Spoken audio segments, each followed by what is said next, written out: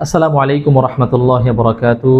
দু একটি কথা বলবো, কথাগুলো শুনবেন ইনশাআল্লাহ।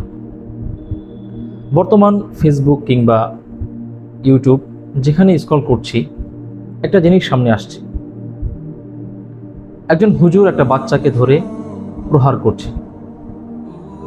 এখন কথা হচ্ছে, এই মানুষটাকে বা যে প্রহার করছে, আমি ভিডিওটা যেভাবে দেখলাম, যেভাবে সে প্রহার করছে, শুধু একটা না, এরকম 2-3টা ভিডিও দেখলাম।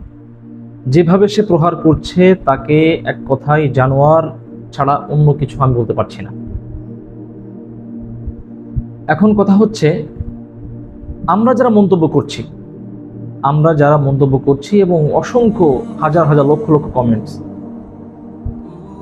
তো আমরা তাকে তীব্র নিন্দা প্রতিবাদ জানাচ্ছি। সে যেটা করেছে এটা ঠিক করেনি, কিন্তু একটা জিনিস আমাদের মাথায় রাখতে হবে, আমাদের অনেকেই ঢালাওভাবে কওমি অঙ্গনকে এই 2-1টা জানোয়ারের কারণে ঢালাওভাবে খারাপ বলছে। আপনি এটা বলতে পারবেন না, এটা বলার আপনার অধিকার নাই। আপনাকে বুঝতে হবে যে একটা অঙ্গনে 2-1টা জানোয়ারের কারণে আপনি পুরো অঙ্গনকে, পুরো কওমি সমাজকে আপনি খারাপ বলতে পারবেন না। এবং এটা নিয়েও দেখেছি অনেকেই ষড়যন্ত্র করছে। কওমি মাদ্রাসা, কওমি প্রতিষ্ঠান সবাই এরকম এটা মনে করছে, কিন্তু বাস্তবতা কি এটাই? এটা না। এখন আরেকটা বিষয় বলবো। এক ভাই আমাকে বললেন যে রাগের বশে সে করে ফেলেছে।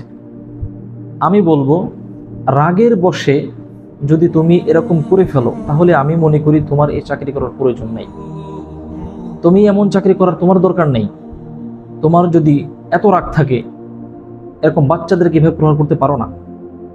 এবং বর্তমান বাংলাদেশের অলিতে গলিতে বর্তমান প্রতিষ্ঠান ব্যাঙের ছানার মতন উঠছে।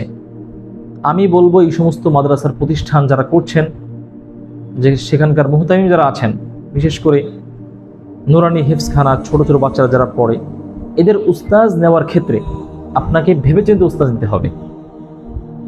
একজন শুধু হাফেজ আসলে সে সামাজিকতা কিংবা একটা বাচ্চাকে কিভাবে মানুষ করতে হয় সে জিনিসটা বুঝে না।